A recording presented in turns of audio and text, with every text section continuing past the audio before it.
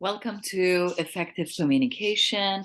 This session specifically is designed for everyone to have better communication skills in workplace and while you're studying.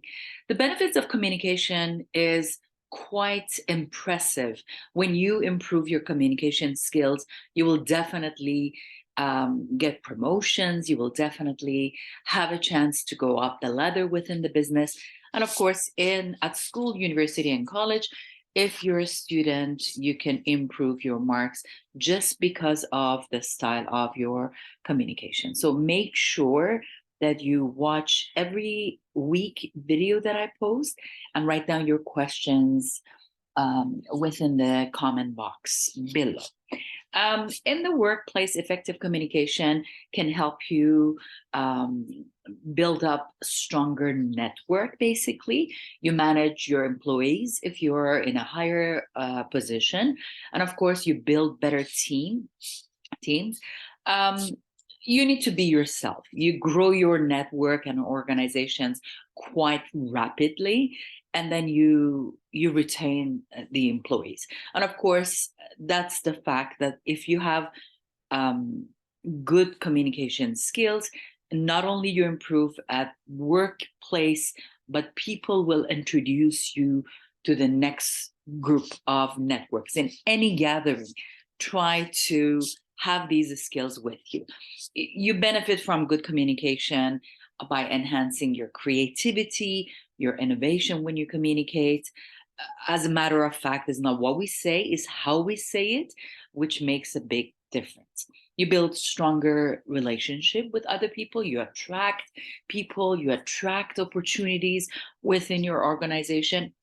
And also is not only at work, in your personal life, effective communication can lead you to have better emotional, mental, social, and physical health. You have deeper understanding of people and deeper understanding of the existing connections. It is very important to have the good bonding of trust and transparency within your communication. If you're unsure to expose some kind of information, be honest and be transparent. By having these communication skills or professional communication skills, you learn how to solve the problem, how to resolve conflict. In face to face communication, as a matter of fact, body language plays an important role. And communication is basically 55% nonverbal and 38% vocal, as like tone and an inflection, and 7% words. It is important to have good vocabulary list. I posted other videos with good vocabulary that you can insert them into your writing at work, at school, as well as your communication. By practicing them more, you keep them in your short-term memory and long-term memory. A researcher, Merabian Albert, he pioneered studies of body language, and 97% of the communication is body language. And it does not basically involve what you actually say. It's all about your body language. Positive body language is very important. Your posture, upright, confident, receptive, open, of course. Your palms are open. You lean in when speaking or listening, and you nod to make sure that your audience is quite aware that you are with them. Is like dancing tango. Negative body language, the fact is that definitely includes biting your lip nervously, looking bored, crossing your arms, like closing type of body language that we always avoid in order to build up better networking, putting your hands on your hip and having different postures. So make sure that body language is aligned with your verbal language. How you can improve your communication skills is a next step. Communication is an important skill that nowadays at most of universities and colleges they teach these courses as an important elective because even if I am a genius in my technical knowledge, without communicating that, no one can guess what I'm thinking and how I would approach that. There are some ways that you need to start improving your communication skills. Few of them are considering the audience, for example, because when you communicate, you create that kind of context or content for a group of audience. Without the audience, it's just obviously communication would not come to any effect. Who you're communicating with is giving you a better understanding. I have other videos regarding the audience, purpose, and the tone of your communication. More than welcome to um, check those videos. You intend to communicate with a group of people, therefore your message should be designed for your audience effectively to get the message across. In order to have better communication, you need to assess the age, the race, the ethnicity, gender, the marital status, income, education levels, subject knowledge, professional experience. They all come to effect when you're communicating with a group of the audience. If you're advertising, for example, a fast food restaurant, you might want to deliver your message to an audience that's likely to be hungry. So that from the color of your presentation slides to the tone, to the enthusiasm, and of course, body language in person, um, they all come to effect. So this could be, imagine a billboard on the side of a busy highway. It shows a giant cheeseburger and informs drivers that the closest location is just 2 miles away. So remember that telling your family about your engagement is very important and practicing the communication. The next one is active listening. Most people speak to exchange the message. Most people don't listen, and active listening is a skill that of course is even more important than communication. So you need to have your full attention in a communication exchange. By asking question, you let your audience, when you're communicating with, know that you're exchanging information and you're enthusiastically engaged and involved.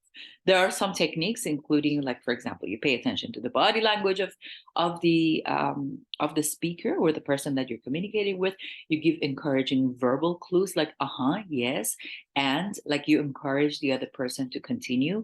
You ask question, which is an excellent technique, and practicing non-judgment.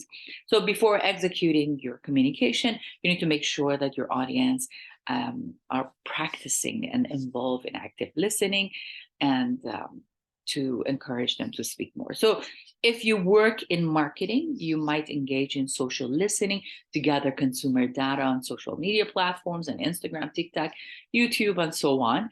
And if you're a professor like myself, you might take advantage to end of semester feedback forms that I ask my students. And I act on the student needs, like to make sure that the quality of my lectures are aligned with what the students need to learn. And if you're a team leader, you might ask Slack messages, for example, for you read those messages with your teammates. You gauge that they're frustrated with the workload and so on, and you respond by resetting priorities. This communicates to the team that you care about them, and people love the ones who care about them, to be honest with you. If you're a parent, you might have a disagreement with your child about finishing their homework, but if you probe deeper with open communication, they may confess that their teacher made a discouraging comment that left them unmotivated. So motivation is a lot to do with active listening. So it is important to have clear message, and it is important to make sure that you have clear, correct, complete, concise, and compassionate messages. So these 5 C's will effectively help the listener to understand and properly getting ready to engage as a good characteristic of a message. And it is very important to use the right medium. For example, which platform you're communicating through Zoom, Microsoft Teams, and so on. It is very important if it is not working in some countries. So make sure that you are aware of your teammates and how they can access those platforms. Like, for example, WhatsApp and other effective platforms. You need to assess the priority and the level and the type of communication that you might have, and then you decide what works best for everyone before you choose that platform. Effective communications are considered as important skills that I want everybody to practice, to know how these effective communication skills will come to effect. What I want everybody to do specifically, I want everybody to check my channel every day, and then make sure that you have the videos that you are I'm sharing some of those videos. I have different types of videos, how to communicate concisely, how to write a summary in communication, how to build stronger argument, and without raising your voice, you can build better argument, how to avoid common communication mistakes, how to summarize, quote, and paraphrase if you're a university student, write a conversation, be skillful in your presentation skills, and so on. Enjoy the rest of your day. Thank you for watching.